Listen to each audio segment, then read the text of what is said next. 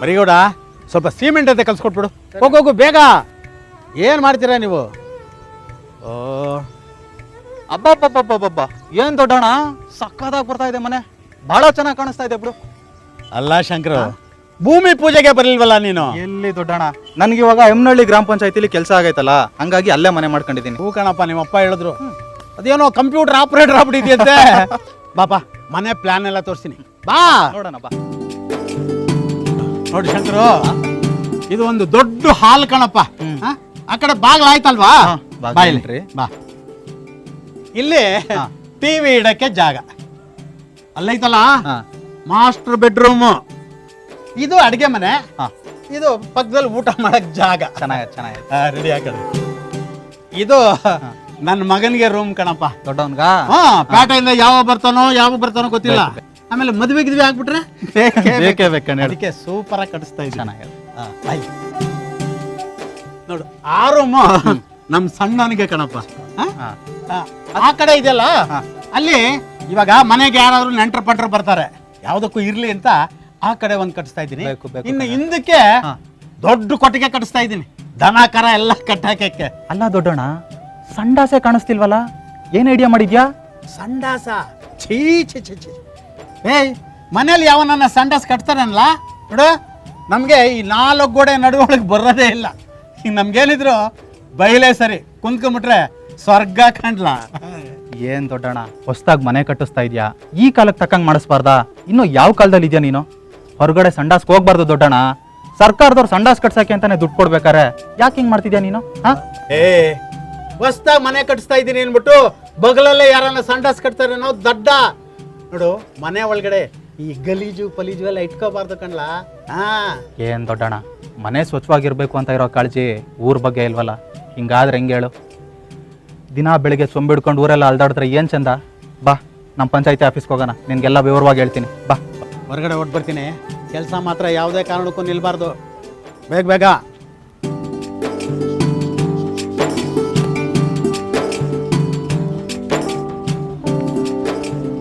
ದೊಡ್ಡಣ್ಣ, ಸರ್ಕಾರದವರು ಅವಳಿ ಗುಂಡಿ ಶೌಚಾಲಯ ಕಟ್ಸೋದಕ್ಕೆ ಸಹಾಯ ಮಾಡ್ತಿದ್ದಾರೆ.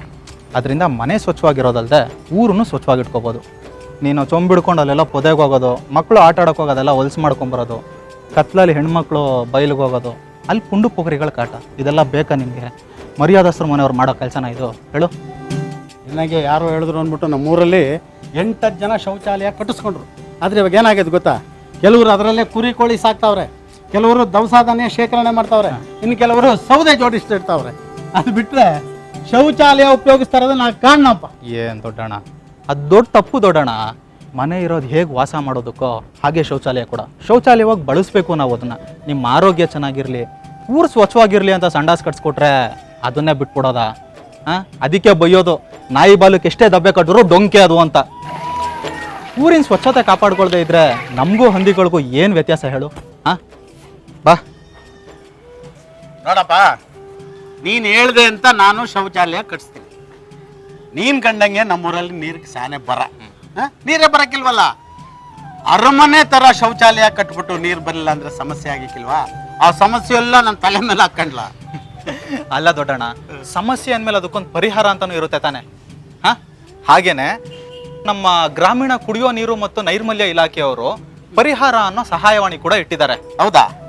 9448985555 ಈ ಸಂಖ್ಯೆ ಕರೆ ಮಾಡಿದ್ರೆ ಕುಡಿಯೋ ನೀರು ನೈರ್ಮಲ್ಯಕ್ಕೆ ಸಂಬಂಧಪಟ್ಟ ಯಾವುದೇ ಸಮಸ್ಯೆ ಇದ್ರು ತಕ್ಷಣದಲ್ಲೇ ಪರಿಹಾರ ಕೊಡ್ತಾರೆ. ನೀನು ಹೇಳ್ತಿರೋದು ನಿಜಾನಾ? ಬಾ, ನಿನ್ಗೆ ಒಳಗಡೆ ಎಲ್ಲ ವಿವರವಾಗಿ ಹೇಳ್ತೀನಿ. ನಮಸ್ತೆ ಸರ್. ನಮಸ್ಕಾರ ನಮಸ್ಕಾರ ನಮಸ್ಕಾರ ನಮಸ್ಕಾರ ಶಂಕರ, ಹೇಗಿದ್ಯಾ? ನಿಮ್ಮ ಪಂಚಾಯತಿಲಿ ODF ಪ್ಲಸ್ ಆಗಿದೆ ಅಂತ? ಹ್ಞೂ ಪಿಡಿವ ಸರ್. ಆದ್ರೆ ನೋಡಿ, ಈ ದೊಡ್ಡಣ್ಣ ನನ್ನೂರ್ನ ODF ಪ್ಲಸ್ ಆಗೋಕೆ ಬಿಡ್ತಾ ಇಲ್ಲ. ಅದೇನಿಲ್ಲ, ಹೊಸದಾಗೆ ಮನೆ ಒಂದು ಕಟ್ಟಿಸ್ತಾ ಇದ್ದಾರೆ, ಸಂಡಾಸೆ ಕಟ್ಟಿಲ್ಲ. ಅದಕ್ಕೆ ನಿಮ್ಮ ಹತ್ರ ಒಂಚೂರು ಬುದ್ಧಿ ಹೇಳ್ಸೋಣ ಅಂತ ಕರ್ಕೊಂಡ್ ಬಂದೆ. ಅಲ್ಲ ಶಂಕರು, ಅವರು ODF ಅಂತಾರೆ, ನೀನು ODF ಅಂತೀಯ, ಏನಂಗಂದ್ರೆ? ಸಾಹೇಬ್ರು ಹೇಳ್ತಾರೆ, ODF ಅಂದ್ರೆ ಓಪನ್ ಡಿಫಿಕೇಶನ್ ಫ್ರೀ ವಿಲೇಜ್ ಅಂತ, ಅಂದ್ರೆ ಬಯಲು ಶೌಚ ಮುಕ್ತ ಗ್ರಾಮ ಅಂತ. ನಮ್ಮೂರಲ್ಲಿ ಬಯಲಿಗೆ ಯಾರು ಹೋಗಲ್ಲ, ಶೌಚಾಲಯ ಬಳಸ್ತಾರೆ ಅಂತ ಸರ್ಕಾರ ಎಲ್ಲ ಹಳ್ಳಿಗಳಿಗೆ ಇದಕ್ಕೆ ಬೇಕಾಗಿರೋ ವ್ಯವಸ್ಥೆನ ಮಾಡಿಕೊಟ್ಟಿದೆ. ಆದರೆ ಕೆಲವರು ಅದನ್ನ ಸರಿಯಾಗಿ ಬಳಸ್ಕೊಳ್ತಾ ಇಲ್ಲ. ಅದಕ್ಕೆ ನಿಮ್ಮಂತವ್ರು ಮುಂದೆ ನಿಂತು ಉಳಿದವ್ರಿಗೆ ಮಾದರಿ ಆಗ್ಬೇಕು. ಅದನ್ನ ಬಿಟ್ಟು ನೋಡಿ ಸಾಹೇಬ್ರೆ, ನಮ್ ತಾತ ಮುತ್ತಾತನ ಕಾಲದಿಂದಲೂ ನಾವೆಲ್ಲರೂ ಬಯಲು ಕಡೆನೆ ಹೋಗೋದು, ಅದೇ ಸ್ವರ್ಗ ನಮಗೆ ರೂಢಿ ಆಗ್ಬಿಟ್ಟದೆ. ಇವಾಗ ನೀವು ಅದನ್ನ ಬಿಟ್ಬಿಟ್ಟು ಚೇಂಜ್ ಮಾಡ್ಕೊಳ್ಳಿ ಅಂದ್ರೆ ಅದು ಹೆಂಗಾಯ್ತದೆ? ನಮ್ಮ ಕೈಲಿ ಆಗೋಕ್ಕಿಲ್ಲ ಬಿಡಿ. ಕಾಲ ಬದಲಾಗ್ತಿದೆ ದೊಡ್ಡಣ್ಣ. ಇವತ್ತು ಬಯಲಿಗೆ ಹೋದ್ರೆ ಅಲ್ಲಿ ಮಲ ನೀರಿಗೆ ಸೇರ್ಕೊಂಡು ನಮ್ಮೂರಿಗೆ ಹೇಗೆ ವಿಷ ಆಗ್ಬೋದು, ನಮ್ಮ ಆರೋಗ್ಯಕ್ಕೆ ಹೇಗೆ ತೊಂದರೆ ಆಗುತ್ತೆ ಅಂತಲೂ ತಿಳ್ಕೊಂಡಿದೀವಿ. ಇನ್ನು ಹಳೆ ರೀತಿ ಅಂದ್ರೆ ಅಜ್ಜ ನೆಟ್ಟ ಆಲು ಮರಕ್ಕೆ ನೇಣಕೊಂಡಾಗ ಆಗುತ್ತಷ್ಟೇ. ಅಲ್ಲೋ ದೊಡ್ಡಣ್ಣ, ವಯಸ್ಸಾದವರು ಹೆಂಗಸರು ಮಕ್ಕಳು ಎಲ್ಲರೂ ಊರು ತುಂಬ ಹೇಳೋದು ಏನು ಚಂದ ಹೇಳು. ಅದಕ್ಕೆ ಸರ್ಕಾರದವ್ರು ಹೇಳಿರೋ ಹಾಗೆ ಅವಳಿ ಗುಂಡಿ ಶೌಚಾಲಯ ಕಟ್ಟಿಸ್ಕೋಬೇಕು, ಅದರಲ್ಲೇ ಕೆಲಸ ಮುಗಿಸ್ಕೋಬೇಕು. ಮತ್ತೆ ಚೆನ್ನಾಗಿ ನೀರು ಹಾಕಿ ಮಲ ಗುಂಡಿಗೆ ಹೋಗೋ ಹಾಗೆ ಮಾಡಬೇಕು. ಸಂಡಾಸಿಂದ ಹೊರಗೆ ಬಂದಮೇಲೆ ಕೈಗೆ ಸೋಪ್ ಹಾಕೊಂಡು ಚೆನ್ನಾಗಿ ತೊಳ್ಕೊಬೇಕು. ಇದರಿಂದ ನಿನಗೂ ಒಳ್ಳೇದು, ಊರಿಗೂ ಒಳ್ಳೇದು. ಏನಂತೀಯ? ಈಗ ನಮ್ಮ ಪಂಚಾಯತಿಲಿ ಸರ್ಕಾರದ ಕಡೆಯಿಂದ ಶೌಚಾಲಯ ಕಟ್ಟಿಸ್ಕೊಂಡಿರೋರು ಮಾತಾಡಿರೋದನ್ನ ರೆಕಾರ್ಡ್ ಮಾಡ್ಕೊಂಡಿದ್ದೀನಿ. ತಗೋ, ನೀನೊಂದ್ಸರಿ ನೋಡು. ನೋಡಲ್ಲಿ. ನಾನು ಲಕ್ಷ್ಮಕ್ಕ ಆಸ್ ಕಡೆ ಓದ್ತಾ ಇದ್ರೆ ಅವರು ಇವಾಗ ಮನೆ ಕಡೆ ಮಾಡಿಕೊಟ್ಟವ್ರೆ. ಇವಾಗ ಎಲ್ಲೇ ಆಸೆ ಹೋಗಲ್ಲ, ಇಲ್ಲೇ ರೂಮಾಗೆ ಹೋಗ್ತಾ ಇದ್ರೆ. ನಮ್ಮೂರಲ್ಲಿ ಮೊದಲು ಶೌಚಾಲಯಗಳಿರಲಿಲ್ಲ. ಇವಾಗ ಸರ್ಕಾರ ಯೋಜನೆ ತಂದಿದ್ದರಿಂದ ನಮ್ಮೂರಲ್ಲಿ ಎಲ್ಲರೂ ಶೌಚಾಲಯ ಕಟ್ಕೊಂಡು ಇವಾಗೆಲ್ಲ ಅದನ್ನೇ ಉಪಯೋಗಿಸ್ತಾ ಇದ್ದಾರೆ. ನಾವು ಬಾತ್ರೂಮು ಇರಲಿಲ್ಲ, ಎಲ್ಲ ಹೊರಗಡೆ ಹೋಗ್ತಾ ಇದ್ದೋ, ತುಂಬ ನಾಚಿಕೆ ಆಯ್ತಾಯಿತ್ತು, ಭಯ ಆಯ್ತಾಯಿತ್ತು. ಇವಾಗ ಗೌರ್ಮೆಂಟಿಂದ ಕಟ್ಸ್ಕೊಟ್ಟಿದ್ದಾರೆ, ತುಂಬ ಖುಷಿ ಆಗ್ತಾಯಿತ್ತು. ಸ್ವಚ್ಛ ಭಾರತ್ ಮಿಷನ್ನಲ್ಲಿ ಹೆಣ್ಮಕ್ಳಿಗಂತೂ ತುಂಬ ಅನುಕೂಲ ಆಗಿದೆ. ಹೆಣ್ಮಕ್ಳುಗಳು ಶೌಚಾಲಯ ಇಲ್ಲದೇ ಹೊರಗಡೆ ಎಲ್ಲ ಹೋಗ್ತಾಯಿದ್ರು, ಮಾನಸಿಕವಾಗಿ ಹಿಂಸೆ ಆಗ್ತಾಯಿತ್ತು. ಯಾರಾದರೂ ಬಂದರೆ ಸಾಕು ನಮಗೆ ಭಯ ಆಗ್ತಾಯಿತ್ತು. ಮುಕ್ತವಾಗಿ ನಾವು ಏನೂ ಕೂಡ ಮನೆಗೆ ಕೂಡ ಬಂದು ಹೇಳ್ಕೊಳಕ್ಕೆ ಆಗದೆ ಇರ್ತಕ್ಕಂಥ ಒಂದು ಪೊಸಿಷನ್ ಇರ್ತಾಯಿತ್ತು. ಆದರೆ ಸರ್ಕಾರ ಕಲ್ಪಿಸಿಕೊಟ್ಟಿರ್ತಕ್ಕಂಥ ಈ ಸ್ಕೀಮಿಂದಾಗಿ ನಮಗೆ ತುಂಬ ಅನುಕೂಲ ಆಗಿದೆ. ಪ್ರತಿಯೊಂದು ಕುಟುಂಬಗಳಲ್ಲಿಯೂ ಕೂಡ ಶೌಚಾಲಯವನ್ನು ನಿರ್ಮಿಸ್ಕೊಂಡಿದ್ದೀವಿ. ನೋಡ್ದಾ, ನೀನು ಒಂದು ಕಟ್ಸಿದ್ರೆ ಮುಗ್ದೇ ಹೋಯ್ತಪ್ಪ. ನೋಡು ಶಂಕರು, ಇದೆಲ್ಲ ನನಗೆ ಗೊತ್ತೇ ಇರಲಿಲ್ಲ, ಯಾರು ಹೇಳಿರ್ಲಿಲ್ಲ. ಅದಕ್ಕೆ ಇವಾಗ ನೀನು ಹೇಳ್ದಲ್ಲ, ಆಯ್ತು ಒಪ್ಕೋತೀನಿ. ನಮ್ಮ ಗ್ರಾಮನು ಬಯಲು ಏನದು ಮುಂದೆ ದೊಡ್ಡಣ್ಣವರೇ, ಬಯಲು ಶೌಚ ಮುಕ್ತ ಗ್ರಾಮ. ಅದೇ ಸಾಹೇಬ್ರೆ, ನಮ್ಮ ಗ್ರಾಮನು ಬಯಲು ಶೌಚ ಮುಕ್ತ ಗ್ರಾಮವಾಗಲಿ.